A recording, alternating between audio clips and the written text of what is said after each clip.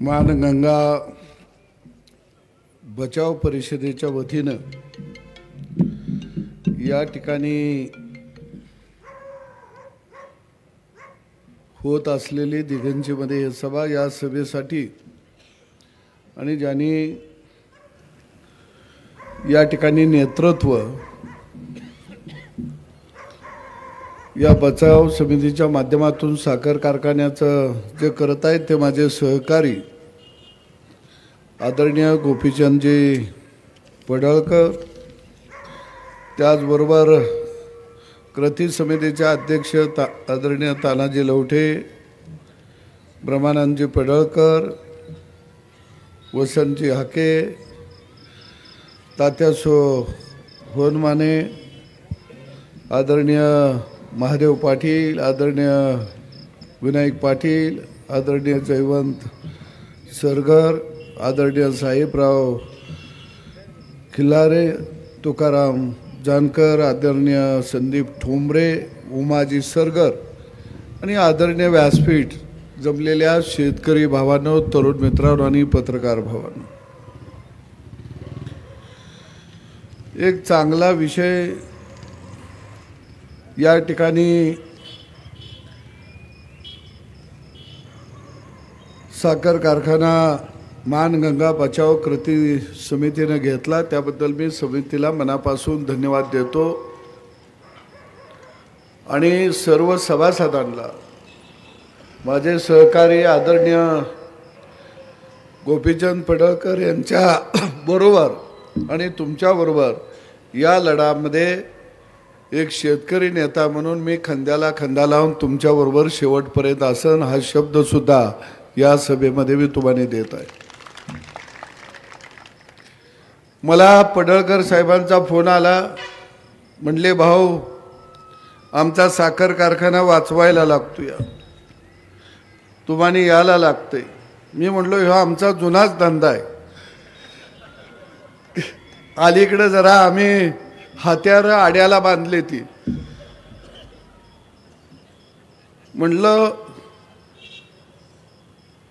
दुकान लावायला लागल तेव्हा हत्यारं असली पाहिजे ती.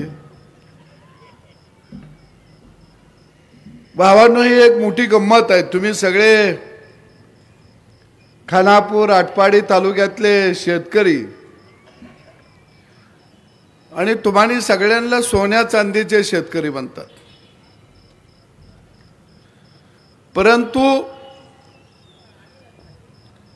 माती आणि आई ही समान असते. ज्यावेळी जमिनीचा तुकडा विकला जातो त्यावेळी अनेक शेतकरी असे आहेत की गावात तोंड सुद्धा काही महिने दाखवत नाहीत. म्हणजे मातीला आम्ही आई म्हणतो आणि असा काळजाचा तुकडा ज्या शेतकऱ्यांनी आपली माती, आपली आई उद्योग उभा करायला दिला, या सगळ्या शेतकऱ्यांना मी मनापासून दंडवत घालतो की तुम्ही तुमची आई खऱ्या अर्थानं लेकरांचा उद्धार करायला, परिसराचा विकास करायला त्या ठिकाणी उभा केली, सेवेला उभा केली. आणि आज साखर कारखान्याच्या विक्रीतून आपल्या आईचा सुद्धा जाहीर लिलाव ही मंडळी करायला उभा राहिलेली आहे. या जगामध्ये आपल्या आई एवढं कोणी श्रेष्ठ असत नाही, कारण आमची काळी आई ही आमची माती आहे आणि या मातीला जर तुम्ही हात लावणार असाल तर त्या काळ्या आईची लेकरं बनवून आम्ही शांत बसणार नाही, हे ठरवून तुम्हाला कामाला लागावं लागेल. गोपीचंद पडळकर ते आता आमदार आहेत. आम्ही दोघं अन्याय झाला की आम्ही पळत सुटतो, कारण आमच्या आमदारक्या ह्या जहागिर्या नाहीत, जहागीरदार म्हणून मिरवायला नाहीत. आमच्या आमदारक्या गावगाड्यातल्या सामान्य माणसाच्या बाजूनं लढण्यासाठी आहेत, याची जाणीव आम्हाला आहे. आणि म्हणून मी नेहमी म्हणायचं, प्रस्थापित विरुद्ध विस्थापित, वाडा विरुद्ध गावगाडा, ही लढाई अजून संपली नाही. गेली अनेक वर्ष रयतेचा राजा छत्रपती शिवाजी महाराज यांनी आपलं स्वराज्य उभा करत असताना काय केलं? वाड उद्ध्वस्त केलं आणि सामान्य माणसाला उभा केलं. आता सुद्धा आपल्याला वाड उद्ध्वस्त करावं लागतील आणि सामान्य माणसाला उभा करावा लागेल. तुमची सूतगिरण 11 कोटीला विकली. अरे नवी सूतगिरण उभा करायला 100 कोटी खर्च येतोय. हिने केवढ्यात आणली? 11 कोटीत. वरचा जमिनीचा निलाव काढला, त्याच्यात बी मिळवला असतील. आता कारखाना घेणार, आमदारांनी सांगितलं, त्याच्यात जमीन विकून म्हणजे तिथं आता गुंठ्याला दर 15 ते 20 लाख असेल. 15 लाख म्हणजे तिथं 250 ते 300 कोटी आणणार. 250-300 कोटी. एवढा पैसा आणल्यावर 4-2 चमचे पाळायला येतात. कोण हाडकावरचे असतात, कोण लाकडावरचे असतात, कोण चपटीवरचे असतात. एवढा पैसा आला की गडी तर दरबारात आलं, कोण उजव्या हाताला, कोण डाव्या हाताला. आणि हिने गावात सांगायचं की आपल्याला आपले साहेब आता कारखाना वाचवणार आहेत. आणि म्हणून ते विकत आपले साहेब घेणार आहेत. तुम्हा सगळ्या शेतकऱ्यांना सांगतो, ही एवढी गंमत मोठी आहे. जिल्हा मध्यवर्ती बँक ही यांची गब्बर शिंग आहे. जिल्हा मध्यवर्ती बँकेमध्ये डायरेक्टर कोण? हेच असतात. तालुक्याचा आमदार सुद्धा जिल्हा मध्यवर्ती बँकेला डायरेक्टर म्हणून जातो. आता आमदार की मिळाले हो, 1-1.5 लाख रुपये पगार मिळतो. या रेल्वे फुकट आहे, इमान फुकट आहे, इष्टी फुकट आहे. मग तिकडं काय चाटायला जायचं आहे का? सगळं मिळतंय. पण आता मानसिंग भाऊ आमदार बी होतं आणि बँकेला चेअरमन बी होतं. का? त्याला माहित आहे अल्लीबाबाची गुहा आहे. ही सगळं 40 चोरच आहेत. ही टोळीच आहे अल्लीबाबाची. बँकेत यांनीच जायचं, कारखान्याला कर्ज कुणी द्यायचं? यांनीच द्यायचं. कारखाना कुणाचा? ह्यांचाच. पुन्हा ते कर्ज थकवायचं कुणी? यांनीच. पुन्हा कर्ज थकलं म्हणून कारखाना विक्रीला कुणी काढायचा? यांनीच. आणि विकत कुणी घ्यायचा? यांनीच.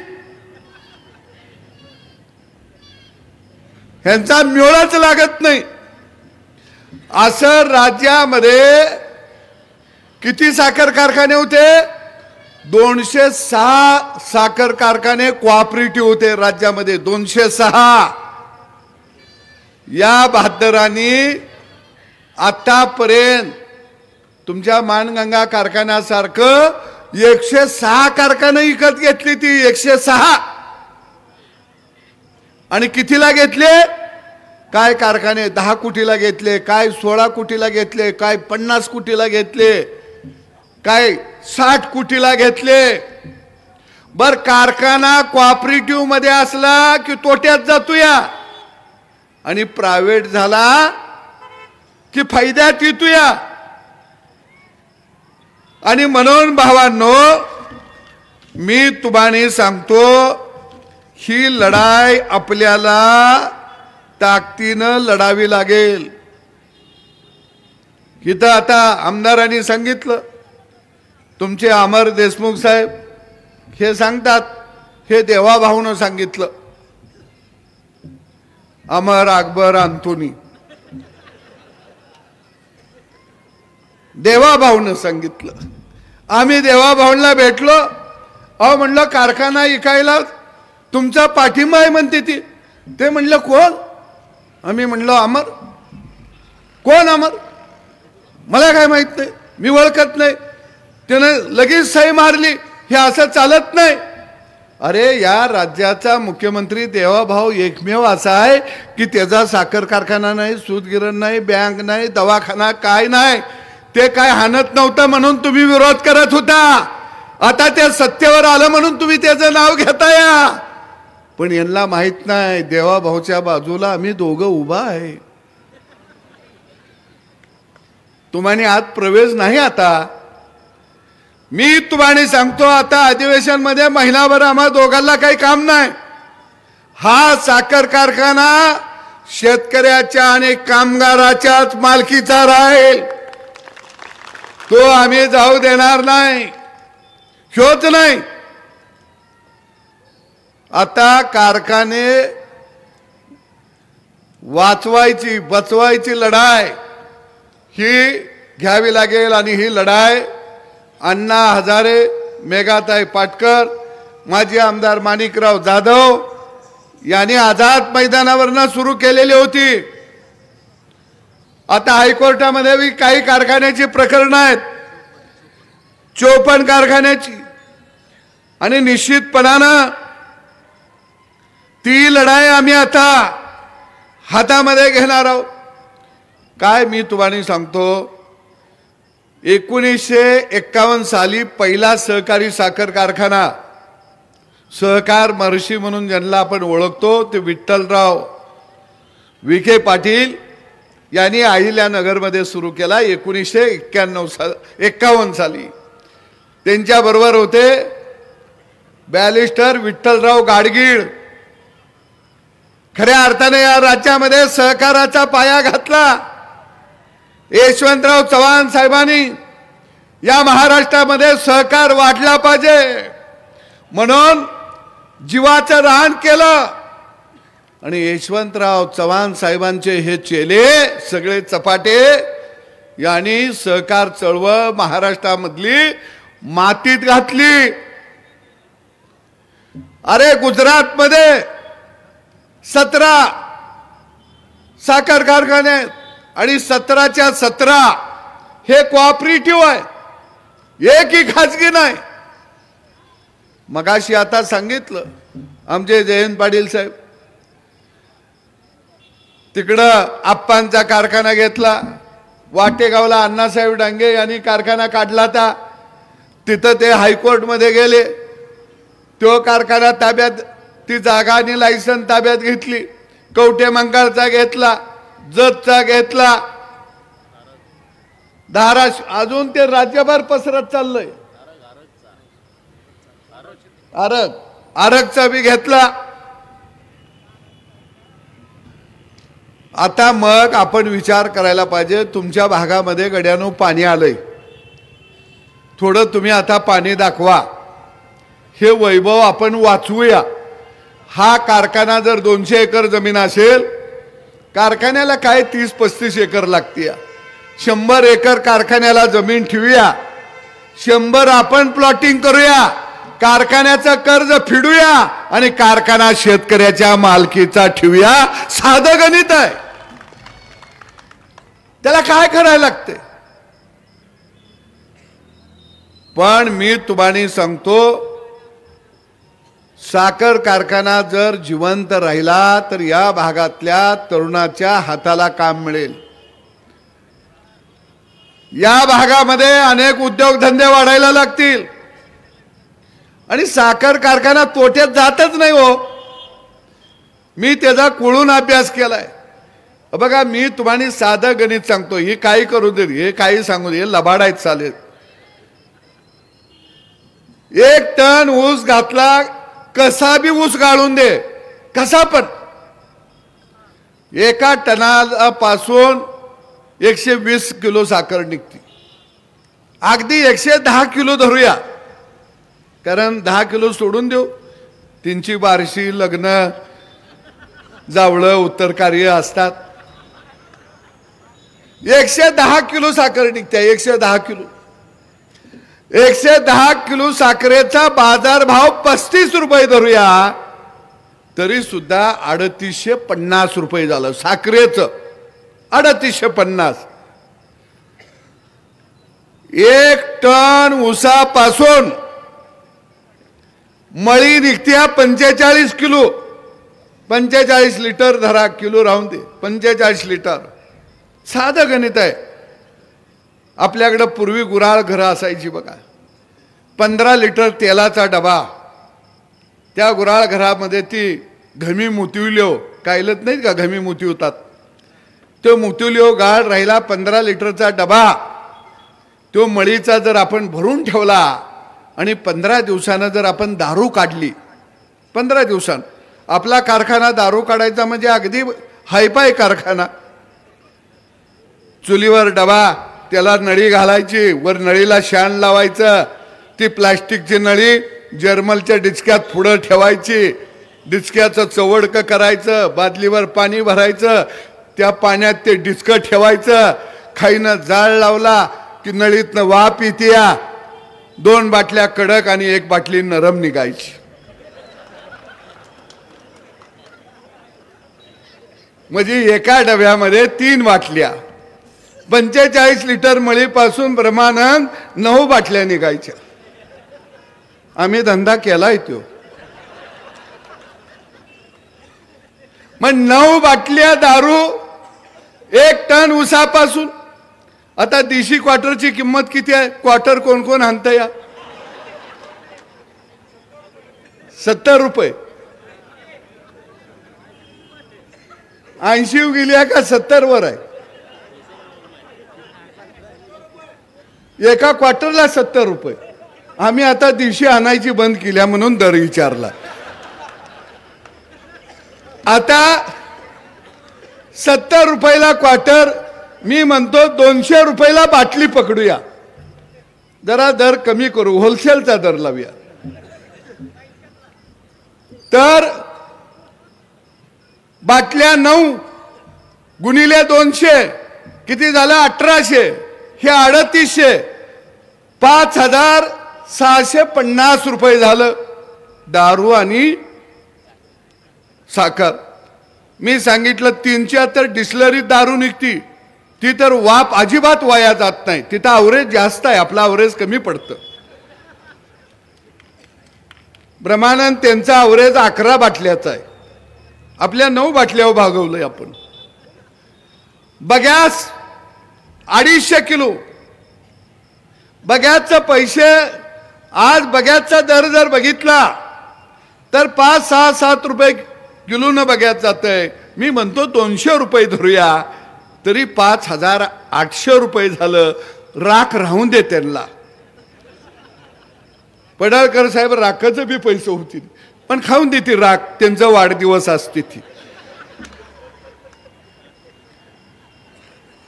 म्हणजे 5800 1 टन ऊस गाळायचा खर्च चांगल्या साखर कारखान्याचा येतोया 1200 1300. मी म्हणतो बाबा 3000 रुपये धरा. 2-2.5 हजार रुपये जरी गेला तर 3, 3.5, 4,000 रुपये एका टनाला भाव. आता हे देती 3200 3300 4,000 रुपये एका टनाला भाव द्यायला येऊ शकतो. एवढं पैसे राहते ती. मग या तोट्यात धंदा जातोय तर एवढं कारखाना करते ते कसं? पडळकर साहेब तुम्हाला एक माहिती सांगतो. कोरेगाव सहकारी साखर कारखाना कोरेगावला शालनताईंनी काढला. काय नव्हतं हो कर्ज त्या कारखान्यावर. फक्त थकलेलं कर्ज कारखान्यावर होतं 14 कोटी. साला 14 कोटीला कारखाना निलावात काढला. आणि ब्रह्मानंद एक माणूस आपला 2 पैसे त्याच्याकडे होतं आणि त्यानं टेंडर भरलं की त्याचं टेंडर नियमात बसलं आणि ज्यांना घ्यायचं होतं त्यांचं उडलं. तिने काय केलं माहिती आहे का? सत्ता किती वाईट असल्या पडळकर साहेब, जे जर टेंडर बसलं त्याला रात्रीचा पोलिसांनी उचलला, त्याला नेऊन बधा बधा बदडला, पुन्हा आत घातला आणि त्याला म्हणले एवढं पैसे आलं कुठनं, तुझा धंदा काय? तो म्हणला भरलेले पैसे बी देऊ नका, वरनं काय लागल ती घ्या, पण मला जिवंत घरला सोडा. आणि तो कारखाना 300-400 कोटीचा 40 कोटीला कवडी मोल किमतीनं तो शेतकऱ्याचा कारखाना या सगळ्या बहादरांनी घेतला.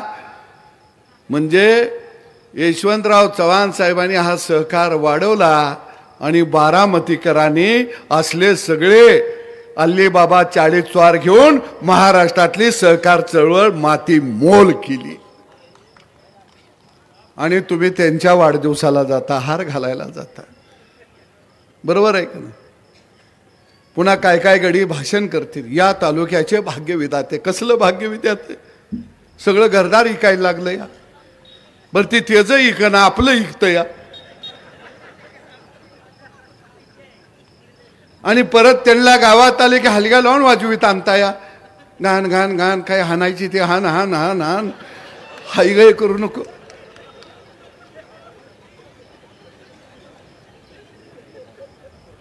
अरे अशा प्रस्थापितांना आरत्या बिरत्या लावून ओवाळू नका, ह्यांच्या पायावर पाणी वतू नका. अहो ज्याच्या पायावर कुत्रं सुद्धा मुतायला तयार नसतं या. ह्यो धंदा आता कुठेतरी बंद करूया. कारण कुत्रं बी शान आहे, मुतायचं झालं तर इलेक्ट्रिकच्या पोलवर टांगड्यावर करतंय. त्याला कळलंय निदान बल तर लागल, उजेड तर मिळल, म्हणजे ते सुद्धा आपला मूत वाया घालविना.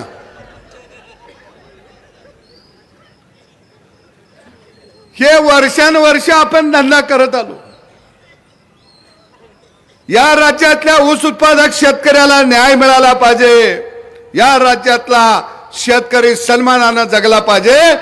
म्हणून ऊसाची लढाई आम्ही 30 वर्ष लढलो. म्हणून आज ऊस उत्पादकाला 3,500 रुपये ऊसाला भाव मिळतोय. 3,500. नाहीतर या कारखानदारांच्या डोळ्यात डोळं घालायला सुद्धा शेतकरी कापायचा, थार थार कापायचा. चेअरमन लांब, डायरेक्टरला सुद्धा आपण बोलू शकत नव्हतो. आणि म्हणून निश्चित ही विकासाची गंगा, मानगंगा सहकारी साखर कारखाना आपल्याला वाचवायचा आहे. कारण हा उद्योग माझ्या बापाचा आहे, तो जिवंत राहिला पाहिजे. ही भावना मनात ठेवून आपण काम करूया. बघा आमचं, तुम्ही आला, आम्ही दोघं बरोबर आहे. लक्षात आलं का तुमच्या? नाही, आमचं दोघांचं आता बरं चाललंय का नाही मला सांगा. चाललेलं ते दोंडाव आमदार झालंय, मी दोंडाव झालोय. तिसऱ्यांदा मिळतंय का बघत बसणार? नाही मिळालं तर पेन्शिल मिळती या काय? ब्रह्मानंद सारखा आम्हाने सांभाळल का? तर महिन्याला 50-60 हजाराची गाय आहे. तुम्ही म्हटलं लढायचं, आम्ही लढणार. तुरुंगात जायला लागलं तर जाणार, पण या प्रस्थापितांना आम्ही काढणार आणि शेतकऱ्याचं वैभव जिवंत ठेवणार. आताच मला पडळकर साहेब, आपण आज कामाला लागल्या बरोबर व्यासपीठावरच मला एक जणाचा फोन आला. म्हणला माझं भाऊ नाव सांगू नका. म्हणलो अजिबात सांगत नाही. म्हणला आमच्या तासगावकडे बी जरा या, आमचा तासगाव बी वाचवायला लागतो. म्हणजे लोक चातका पक्षासारखी वाट पाहत आहेत. लढणारी माणसं कोणतरी आमच्या समोर आली पाहिजे. ती आता कृती समितीच्या अध्यक्ष, त्यांचं भाषण मी ऐकलं तळमळीनं. लवटे साहेब, खऱ्या अर्थानं साखर कारखानदारी ही शेतकऱ्याच्या जीवावर आणि कामगाराच्या मनगटावरती उभा राहिलेली साखर कारखाना या महाराष्ट्रातली. पण हे वैभव शेतकऱ्याचा आणि कामगारांचा खऱ्या अर्थानं राजकारणातले हे अल्लीबाबा 40 चोर हे शेतकऱ्याचं वैभव थोडीला मिळवत आहेत आणि यांची खुवा नेस्त नाबूद करण्याचं काम आपल्याला करावं लागणार आहे। मी तुम्हाला सांगतो, हा लढा तुमचा आटपाडीकरांचा राहणार नाही, तर महाराष्ट्रातले अनेक कारखाने आज कवडी मोल किमतीने घेत आहेत, ते महाराष्ट्रातला शेतकरी तुमच्या खांद्याला खांदा लावून आझाद मैदानावर सुद्धा उभा राहिलेला तुम्हाला दिसेल। मी आज या ठिकाणी सांगतो, तुम्ही घट्ट राहा। अरे एखादा पुरगी द्यायला आपल्याकडे आला तर आपण अभिमानानं पूर्वी सांगायचं, ही आमची सूतगिरण आहे, मी तिचा सभासद आहे, हा आमचा कारखाना आहे, मी त्याचा सभासद आहे। अनेक शेतकरी पूर्वी असे असायचे की साखर कारखान्याचं सर्टिफिकेट शेअरचं फोटो भरून घरात लावायचे, बरोबर आहे का नाही? अनेक शेतकरी। आणि म्हणून भावांनो, एक खमक्या आमदार गोपीचंद पडळकरजी तुम्हाला मिळालेले आहे। अरे जत मधल्या जनतेनं त्यांना निवडून दिलं, का दिलं? तर हाच माणूस आमच्यासाठी लढू शकतो, हाच माणूस विकास करू शकतो। हे कुठे कळलं? जतला कळलं। मी आमदार गोपीचंद पडळकर यांच्या पाठीमागे सावलीसारखा का उभा आहे? मला माहित आहे, महाराष्ट्रातल्या प्रस्थापितांच्या नरड्यावर पाय ठेवण्याची धमक कुणात असेल तर ते आमदार गोपीचंद पडळकर या माणसामध्ये आहे। तो लढाऊ माणूस आहे आणि म्हणून आम्ही सामान्य माणसाचा प्रश्न घेऊन लढत असतो। काही लोक म्हणतात ही दोघं फुटत कशी नाहीत। आता कशाला फुटायचं? आता राहिलंय काय आमचं? या सगळ्या गड्यांना सांगतो, ज्या दिवशी गोपीचंद पडळकर मंत्री झालेला गुलाल लागल्याशिवाय सदाभाऊ शांत बसत नाही, तुम्ही चिंता करू नका। असं आम्ही शांत बसत नाही आणि आम्हाला लय काही लागत नाही, त्यांना तर अजिबातच लागत नाही। लेकरं नाहीत, बाळ नाहीत। ब्रह्मानंद लय बघू नको, मी त्याला सारखं म्हणतोय मला दत्तक घे, मला दत्तक घे।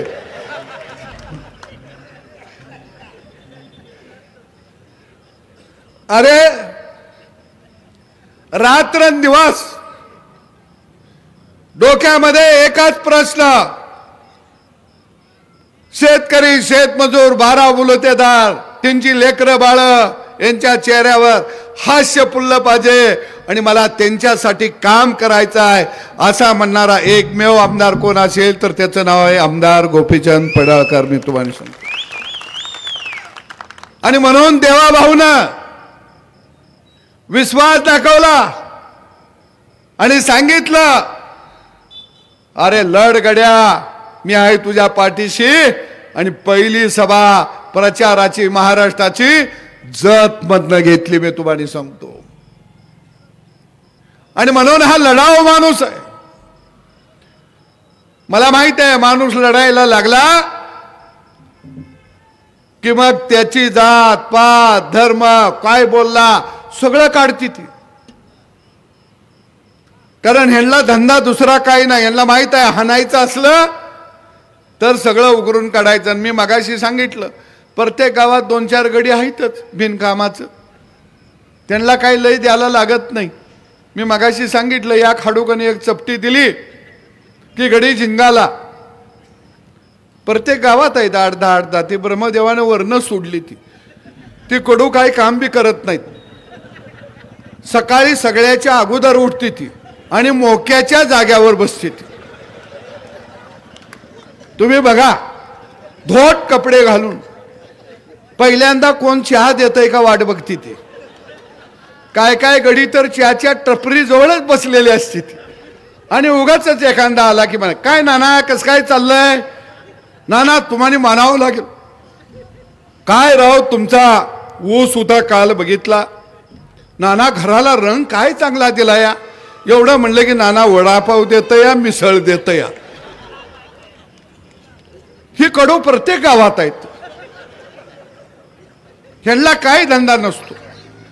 पाक अमेरिकेच्या ड्रमपासून माहिती सांगते ती.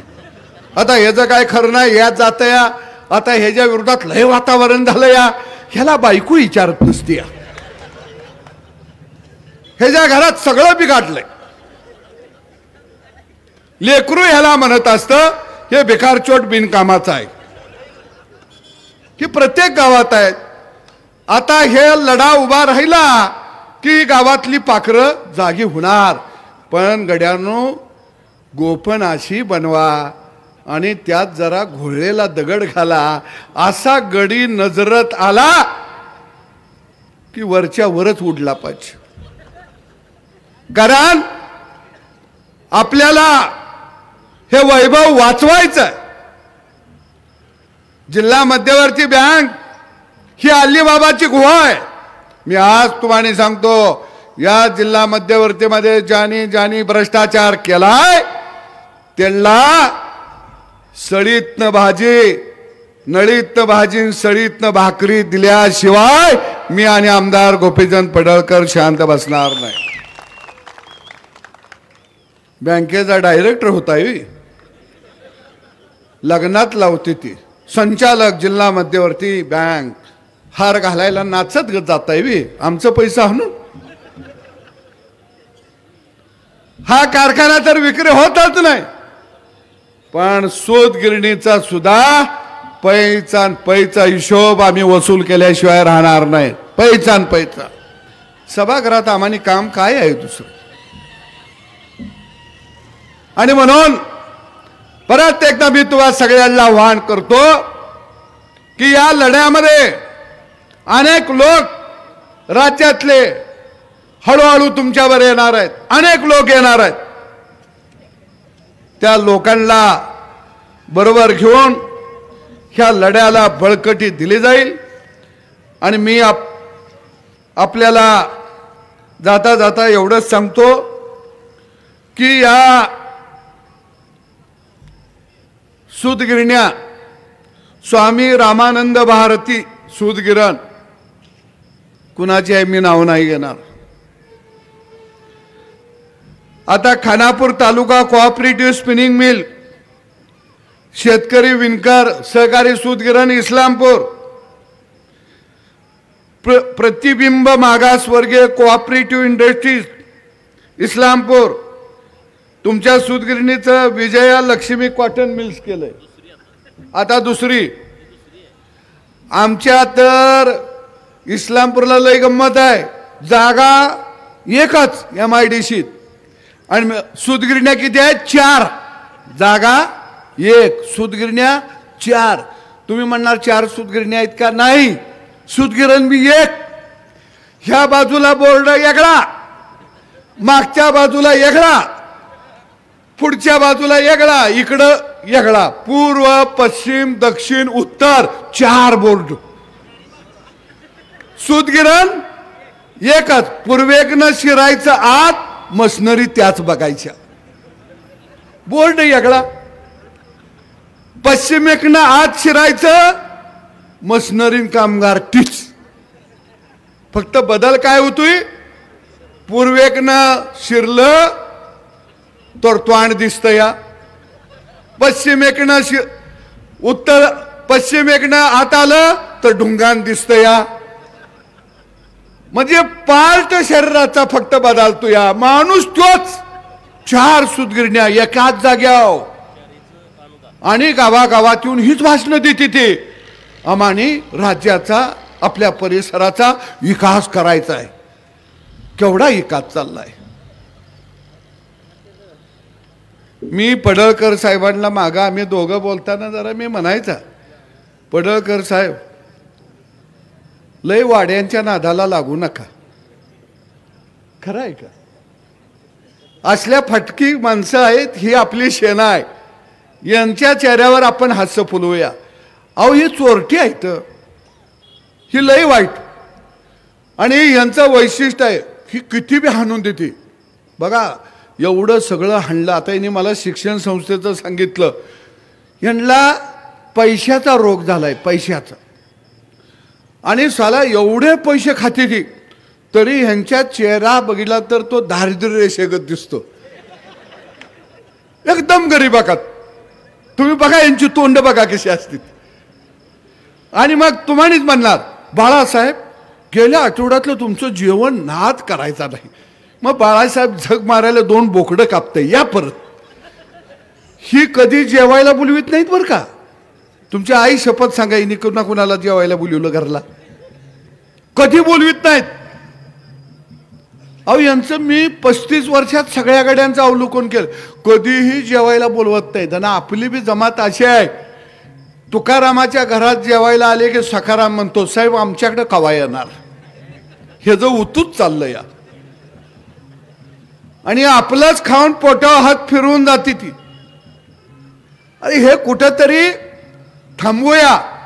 या महाराष्ट्रामध्ये अशा प्रस्थापितांच्या विरोधामध्ये आमदार गोपीचंद पडळकर लढला म्हणून जनतेनं निवडून दिला. हे सत्य आहे तुम्हाला सांगतो. अरे इतिहासामध्ये गोपीचंद पडळकरला कोण बी काय म्हणून दे, पण ज्यावेळी इतिहास लिहिला जाईल त्यावेळी इतिहासामध्ये सुवर्ण अक्षरानं लिहावं लागेल की विस्थापिताची लढाई या महाराष्ट्रामध्ये कोण लढत होता, तर त्याचं नाव आमदार गोपीचंद पडळकर. अरे इतिहास लिहावा लागेल. आणि ह्यांचा इतिहास ज्यावेळी लिहिला जाईल त्यावेळी काय लिहायला लागेल, गोरगरिबांना लुटणाऱ्या टोळ्या कोण होत्या, तर अमर अकबर अंतुली.